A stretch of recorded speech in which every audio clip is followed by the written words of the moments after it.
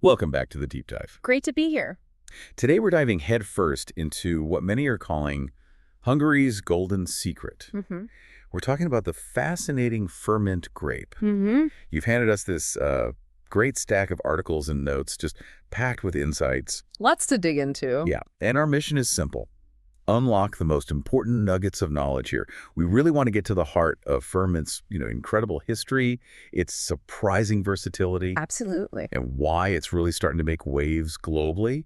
We're talking unexpected facts, vivid sensory details, and a journey from ancient sweet traditions right up to modern dry wine stars. It's quite the story. Right. Let's get into it. Well, it's truly a vine steeped in history, primarily rooted in Hungary, specifically the Tokaj region. Tokaj, right. And when you dig into the past, it's pretty astonishing how far back its presence is documented. We're talking all the way to the 13th century. Gee, 13th century, seriously, that's medieval times. Exactly. It's not just an old grape, it's been a cornerstone for ages. It really has. And isn't it intriguing that the name Furmint might even link back to the French word froment, for wheat? Froment? Right. Wheat. Oh, maybe because of the color. Possibly. A nod to that beautiful golden color the ripe grapes achieve. That wheat-colored grape image is lovely. Almost prophetic, isn't it? Thinking about the golden liquid that follows. Precisely. And for centuries, Furmint's destiny was, intrinsically linked to the production of Tokaji Aszú sweet wines. Ah, the famous ones. That's what put Tokaj on the international map, made it synonymous with these intensely complex, age-worthy sweet wines. So for a long, long time, if you said Furmint, you basically meant Tokaji Aszú. Is that fair? Largely, yes. I'd say so. It was the absolute star of that specific show. Okay. Now, its story isn't confined purely to Hungary. It did spread a bit. You find it in parts of Austria. Oh, yeah. Whereabouts? Particularly regions like Burgenland, and also across the border in Slovakia, which actually shares the same Tokaj region geography. Right, that makes sense. And there are even whispers, of experimental plantings in other corners of the world now. But it's still mostly Central Europe. Okay, so here's where it gets really interesting for me. We've got this incredible history. It's tied to a super famous sweet wine and spread a little bit. Yeah. But the material you shared points to, like a seismic shift in the 21st century. That shift is the absolute key to Furmint's current resurgence. It really is. What happened? Well, the last couple of decades have seen this significant intentional push to rediscover and champion Furmint's potential for creating truly high-quality dry wine. A rye ferment. It's a complete rethinking of the grape for many producers and, for consumers, too. It's like realizing a classical musician is also secretly a rock star. Aha! That's a good way to put it. Known for one thing, but capable of something totally different and, frankly, equally compelling. Exactly. And you can't talk about wine without talking about the ground it grows in. The material heavily features the unique environment where Furmint just sings, particularly Tokaj. Oh, the terroir of Tokaj is absolutely fundamental. You have to understand it to understand why Furmint expresses itself the way it does there. It's not just one thing. It's like a perfect storm of elements. Okay, let's break that down then. What's so magical about Tokaj for this grape? We'll start with the climate. It's continental, so hot summers, cold winters, standard enough. But the secret sauce, especially for the sweet wines, is the autumn. It's long and humid, and this creates the ideal conditions for Botrytis cinerea. Noble rot. Noble rot, exactly. You see notes specifically mentioning the morning mists. They rise from where the Bodrog and Tisa rivers meet. Ah, the rivers. Right. And then those mists are followed by these critical, sunny, breezy afternoons. That combination is crucial. It encourages the beneficial shriveling effect of noble rot without letting it just turn into destructive gray rot. So it's that specific dance between morning fog and afternoon sun in the autumn months. That's what gives us noble rot reliably. That's the key condition. Then there's the soil. Okay, what about the soil? The soil is another pillar. Tokaj sits on volcanic bedrock, think ancient rhyolite, andesite, dacite. Really complex volcanic stuff. Wow. And this volcanic base is often topped with a layer of low S, that fine wind-blown sediment. Right, low S. This geology is the source of the wine's signature vibrant acidity and that mineral drive. We're talking notes of whetstone, maybe a hint of volcanic ash, sometimes even a subtle smoky note. You can really taste that volcanic influence. Oh, definitely.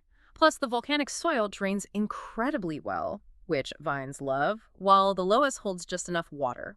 Helps the vines through dry spells, and subtly, it also aids botrytis by maintaining a bit of humidity around the grapes. It sounds like the earth itself is perfectly calibrated for this grape and its two major destinies, sweet and dry. It really seems that way. And then there's the lie of the land. Topography. Topography plays a big role, too. The region is a patchwork of rolling hills, steep slopes, valleys. So lots of different little spots. Exactly. This creates countless little microclimates.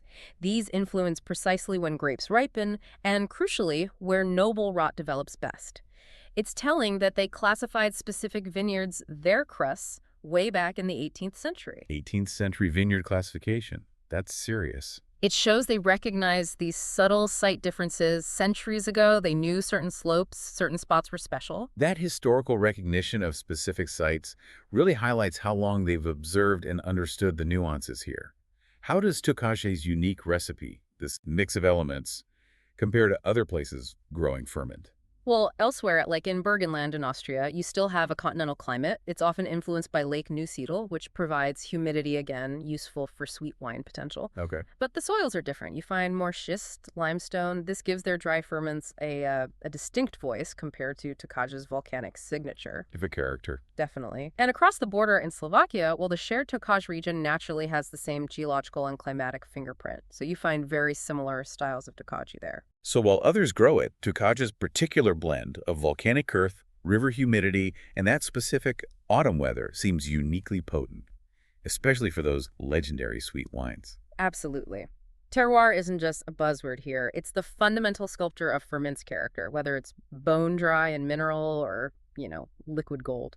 Speaking of the grape itself, let's move from the place to the plant. What does the Furmint vine actually look like? What physical traits are important? Okay, the vine itself. When you look at it, the leaves are typically medium to large, pentagonal, with 5 distinct lobes. Sometimes they have a fine, almost spiderweb-like hair underneath. Okay. The grape bunches are medium to large, sort of cone or cylinder-shaped, and they can be quite dense. That density is something growers have to manage carefully. Dense bunches. Seems like that could be a potential issue. Maybe for air circulation, moisture getting trapped. It can be, yes. Yeah. That's a management challenge. The berries themselves are medium-sized, round, or slightly oval, and critically, they have a medium to thin skin. Thin skin. That sounds important. It's a major reason why it's so susceptible to botrytis. When ripe, they shift from that yellowish green to the beautiful golden hue we talked about earlier. The Furmint color. Exactly. And the pulp is juicy, naturally holding a great balance of sugar and acidity. Really high acidity, typically. So the thin skin, plus the fact that it's a late ripening variety. You mentioned it often hangs on the vine late into autumn. Those are the keys to its noble rot potential. Precisely. That late ripening gives it the window needed for botrytis to develop, if the weather plays along. And it also allows time for deeper flavor complexity to build in the grape itself. Right. So how do growers manage all this in the vineyard? It sounds tricky. Vineyard management is everything with Furmint. It really is. Pruning and training systems are used to control how vigorously the vine grows. The vigor control, okay. Making sure the plant's energy goes where it's needed, and also to manage the yield, how many grapes the vine produces. Right, quantity versus quality. Exactly. Things like trellising help position the canopy for optimal sun exposure and, crucially, air circulation. That helps keep diseases at bay and manages moisture around the bunches. Yield control is adapted specifically for the style you're aiming for. How so? Well, you'd aim for lower yields for intense dry wines, really concentrate the flavors, or you'd manage the canopy differently to promote the right conditions for botrytis on bunches destined for sweet wine. So you're actively managing botrytis, like encouraging it for sweet wines and trying to avoid it for dry styles. That's the high wire act. For sweet wines, they actively encourage noble rot. This means specific canopy work for ventilation and sun, and often involves multiple, painstaking hand harvest passes through the vineyard. Multiple passes, just picking certain grapes. Yes, selecting only the individual azu berries that have reached the perfect stage of noble rot. It's incredibly labor-intensive. Wow, and for dry. For dry wines, the goal is the opposite. Maximize ventilation, maybe do some green pruning to open up the canopy, and crucially, harvesting earlier before those noble rot conditions really become prevalent. Sometimes organic sprays might be used preventatively against rot. It's like a constant negotiation with nature, pushing the grape in two totally different directions depending on the wine you want to make. That's a very good way to describe it. Any other big vineyard challenges? Well, those humid conditions, which are great for botrytis, also make the vine susceptible to other fungal diseases. Powdery mildew, downy mildew, things like that. Right, the usual suspects. And like everywhere, climate change is a growing factor. It impacts the predictability of botrytis development, which is a worry for sweet wine production. And it makes it harder to maintain that essential high acidity under hotter conditions. So growers are adapting. They have to. They're looking at different clones, different root stocks, adjusting vineyard practices.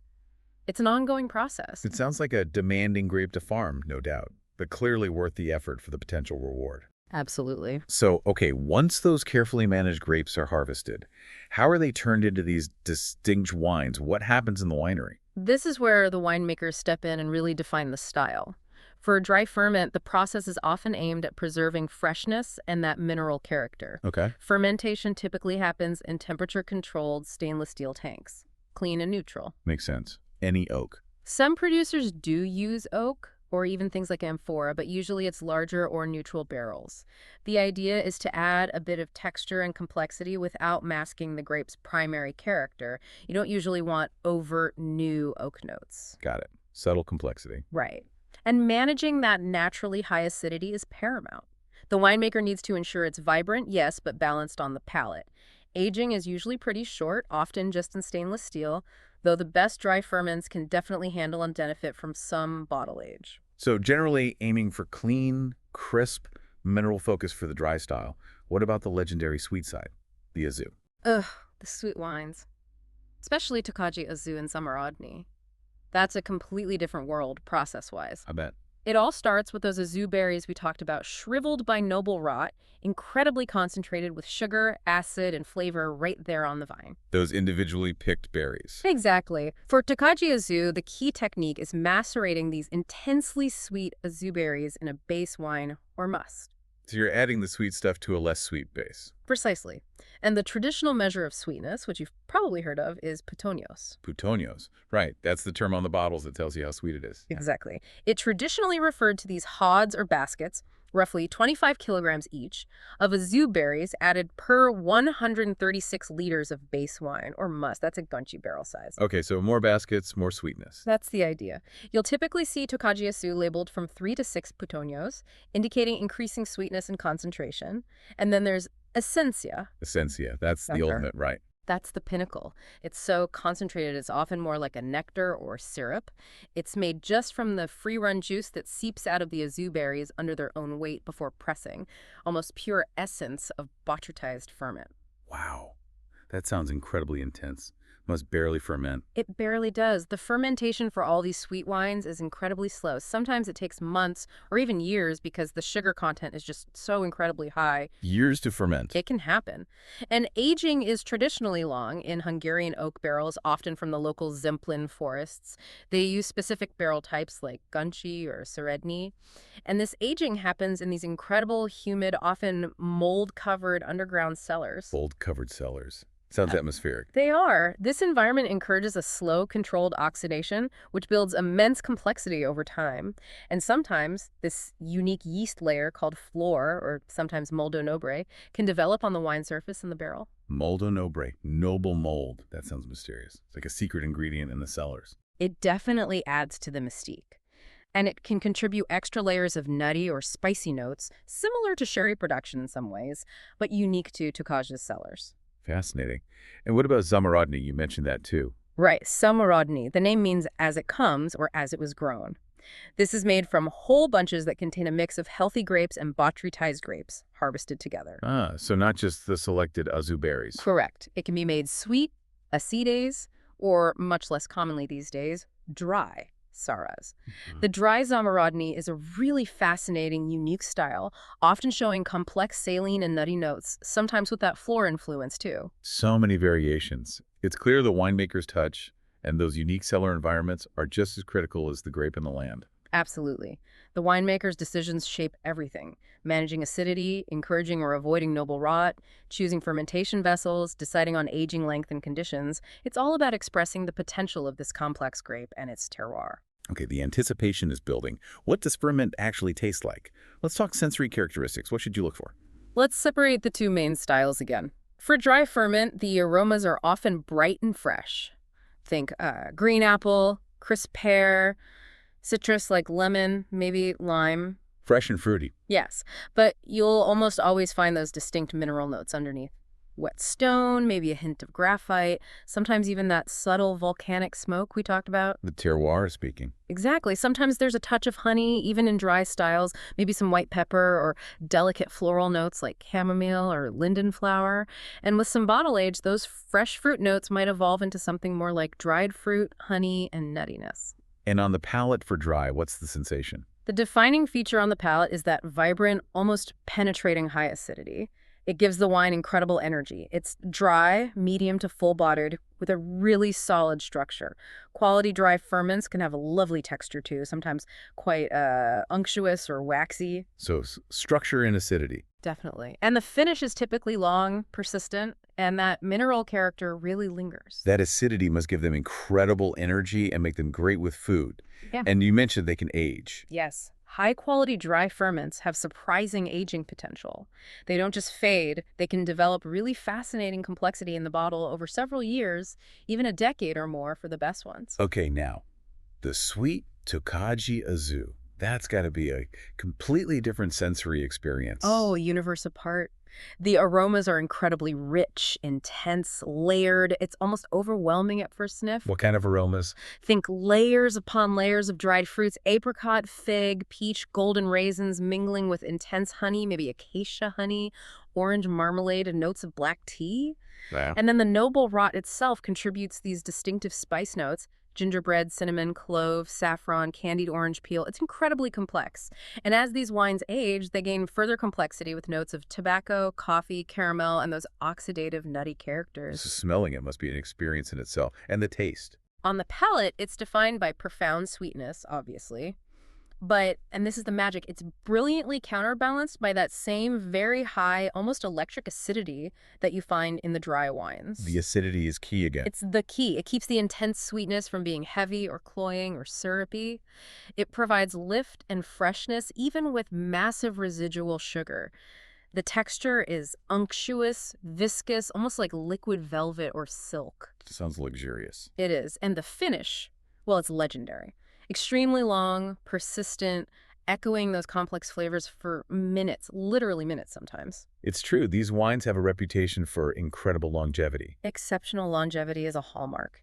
They can age for decades, some even over a century, evolving constantly into something even more complex and integrated. True meditation wines. It's remarkable how much the terroir and the winemaking shape these profiles so distinctly. The volcanic soil pushing the mineral notes in both, the grape's natural high acidity being the backbone for both. Right. Botrytis creating that intense, sweet complexity, and then oak aging layering on spice and texture, especially for the Aszú. They're completely inseparable. Each element builds upon the others to create the final wine. So for anyone listening who wants to experience Furmint, dry or sweet, any tips on how to best taste them? Serving temp? Glassware? Absolutely. Good question. For dry ferment, serve it well chilled but not ice cold. Think maybe 10 to 12 degrees Celsius, 50-54 Fahrenheit. Okay. Use a medium-sized white wine glass, perhaps like you would for a good Riesling or unoaked Chardonnay, something that lets you get your nose in and capture the aromas. Look for that pale straw to light golden color. Swirl, smell for the fresh fruit, the mineral, the spice notes. Then taste, focusing on that vibrant acidity, the texture on your palate, and how long that mineral finish lasts. And for the sweet Tokaji Aszú? For the sweet Tokaji Aszú, serve it a bit warmer, maybe 12 to 14 Celsius, say 54, 57 Fahrenheit. You don't want it too cold or the aromas get muted. A smaller dessert wine glass is traditional and appropriate, helps concentrate those intense aromatics. Right. Notice the deeper gold to amber color, depending on age and Petonio's level. Take your time with the aromas. They're so complex, they evolve in the glass. On the palate, let that luxurious sweetness hit, but immediately register how that powerful acidity cuts through it, lifts it, balances it. Pay attention to the incredible texture and, of course, the sheer length of the finish. Great practical advice. And once we've poured a glass, the big question, how should we best pair these wines with food? Oh, food pairing with Furmint is fantastic because that high acidity really becomes your best friend and makes it incredibly versatile, both dry and sweet. That acidity must cut through richness like nobody's business. It does beautifully. For dry ferment, acidity is fantastic with fish and seafood, especially anything grilled or roasted. Think sea bass, sole, maybe richer fish like salmon, also shrimp, scallops, even fresh oysters. That minerality works well. Okay, seafood makes sense. What else? It works really well with white meats like roasted chicken or pork loin, especially if they have light sauces, herbs, lemon. And yes, that acidity is a brilliant palate cleanser with creamy dishes. Anything with cheese, cream, or butter-based sauces, the wine just cuts right through and refreshes your palate. Like hitting a reset button after a rich bite. Exactly. It also pairs wonderfully with fresh or soft goat cheeses. The wine's acidity mirrors the tanginess of the cheese perfectly. And don't be afraid to try it with lighter Hungarian fare. It can cut through the richness of dishes like chicken paprikash, maybe even a lighter goulash, while the wine's subtle spice notes can echo the paprika. A perfect nod to its roots. That's great. How about the sweet Tokaji Aszú pairings? Much trickier. Different, but not necessarily trickier. The sweet side calls for partners that can stand up to its intensity and, again, benefit from its balancing acidity. The classic, almost legendary pairing is foie gras. Ah, yes, the famous one. The opulence of the foie gras meets the rich sweetness and sharp acidity of the wine. It's just a sublime contrast, really something special. I've heard that pairing is a revelation if you get the chance. It really is. Blue cheeses are another incredible match. Roquefort, Gorgonzola, Stilton. The wine's intense sweetness is a perfect counterpoint to the saltiness and spiciness of the cheese.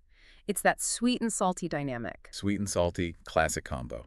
Desserts. For desserts, the general rule of thumb is the wine should be as sweet as, or ideally sweeter than, the dessert itself. Right, otherwise the dessert makes the wine taste sour or thin. Exactly. So it works beautifully with fruit-based desserts, especially stone fruits like apricot and peach, echoing the wine's notes. Apple tarts, things like creme brulee, anything with honey or spice, maybe even white chocolate. Matching the sweetness level is key. Got it. It is. And interestingly, that combination of sweetness and acidity can also work surprisingly well with certain spicy dishes. Some Asian cuisines, for example. The sweetness can tame the heat a bit, and the acidity keeps it lively. Creates a really intriguing interplay.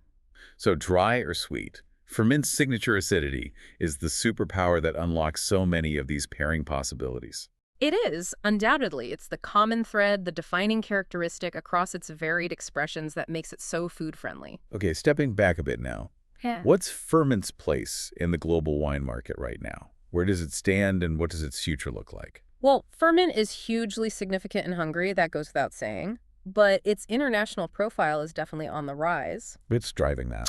I think it's driven by its undeniable quality and that exciting versatility we've been talking about, particularly the discovery and embrace of these high-quality dry styles. People are realizing it's not just about sweet wine. Right. Plus, there's a real global trend towards wines that are distinctly linked to their place to terroir-driven wines. Consumers are looking for indigenous varieties, something unique, something authentic. Furmint checks all those boxes. It's definitely riding that wave of interest in authenticity and less common grapes. The source material mentions some key producers to look out for. Yes, absolutely. You see names that are pretty much synonymous with quality in Tokaj, both for sweet and increasingly for dry wines.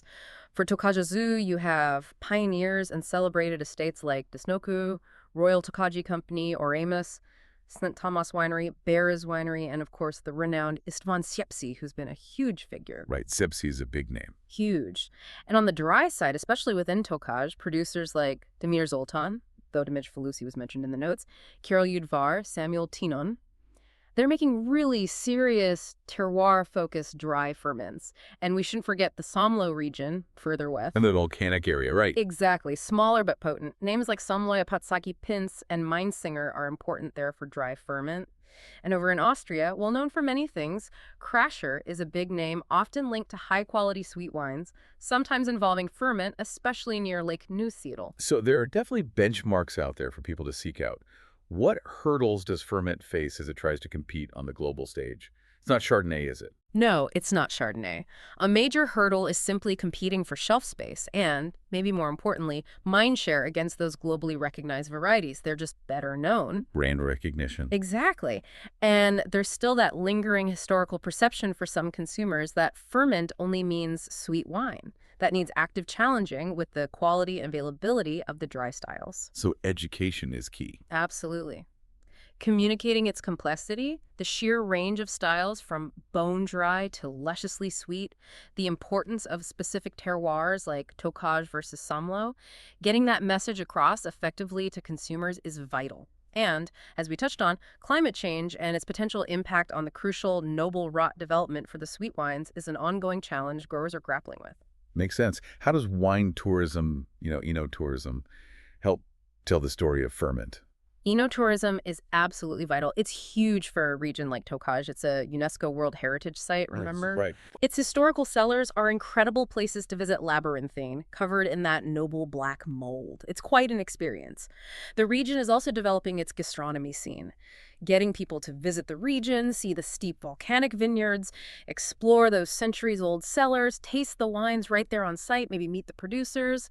It creates a connection, an understanding that you just can't replicate by reading a label on a shelf. Builds that personal connection. Precisely. It's a powerful way to educate consumers and build genuine appreciation firsthand. This whole deep dive has really hammered home the incredible range of Furmint. It's gone from being, medieval sweet wine royalty to these really exciting, modern, mineral-driven dry stars. It's a grape of truly remarkable potential and, more importantly, proven excellence across these very different styles. I think its future lies in celebrating that storied sweet tradition, the Aszú, as a world treasure, while also continuing to innovate and shine with these high-quality dry wines. It's not an either.